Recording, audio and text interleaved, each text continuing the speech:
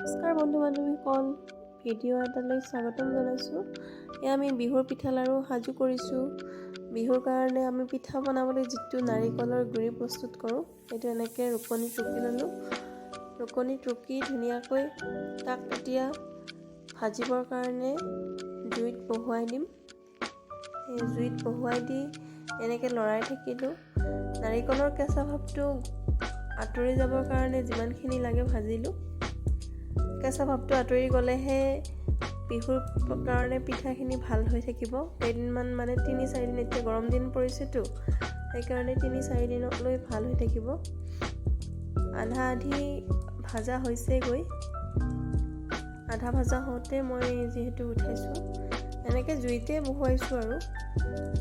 আমাৰ যিহেতু গাঁৱলীয়া মানুহ, জুইত ভাজিও ভাল লাগে। জুইটো ধুনীয়াকৈ নিজৰ ষ্টাইলত, নিজৰ পৰিমাণত দিব পাৰি। এতিয়া কৰচত লগাখিনি মানে হেতাত লগাখিনি গুচাই লৈছোঁ চামুচ এখনেৰে, গৰম যে।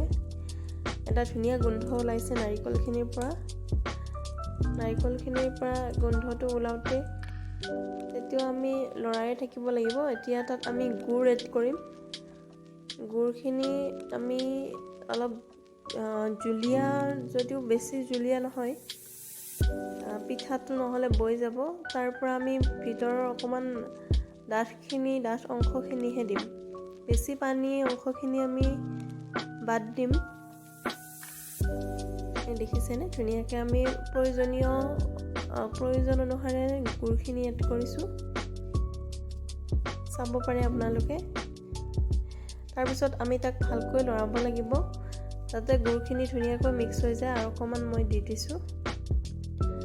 গুড়খিনি এড হোৱাৰ পিছত সেইখিনি পিঠাত দিবৰ কাৰণে আমাৰ উপযুক্ত হৈ যাব। এই গুড়খিনি দিয়াৰ পিছত আৰু বৰ বিশেষ সময় ভাজিব নালাগে। বেছি সময় নাভাজাকৈ এইখিনি যিহেতু নাৰিকলখিনি ভাজা হৈ গৈছে, সেইকাৰণে আৰু বেছি সময় ইয়াক ভাজিব নালাগে। এয়া পিঠাত দিবৰ কাৰণে মিক্স হোৱাৰ লগে লগে আমি পিঠাৰ মাজত দিবলৈ পাৰিম। পিঠাগুড়িত যেতিয়া পিঠা বনালে ব্যৱহাৰ কৰিম। আনফালে আমি সাজু কৰিছোঁ এয়া নাৰিকল মানে লাড়ু বনাবলৈ। এইখিনি নাৰিকলৰ লাড়ুৰ কাৰণে ভাজিছোঁ। এয়া আমাৰ নাৰিকলৰ লাড়ুৰ কাৰণে ভাজে। আৰু আনফালে আমাৰ পিঠা বনোৱা হৈ গ'ল।